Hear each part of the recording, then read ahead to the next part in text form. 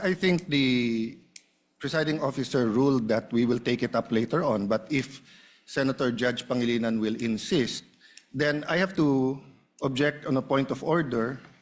Rule 6 says, the last part, the provisions of the rules of the Senate and the revised rules of court shall apply suppletory whenever applicable. And in the rules of the Senate, whenever the senator feels threatened or anything happens, whether pinatayan ng aircon, whether may nakatutok na barel or sinaran ng pinto, he can rise on a point of personal and collective privilege. We didn't do that para umikli.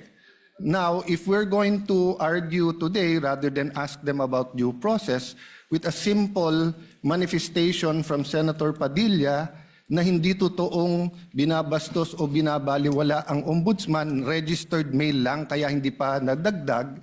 So, hindi kami ang nagwe-waste ng time. We can have a caucus, we can talk about it. You wanna debate that now?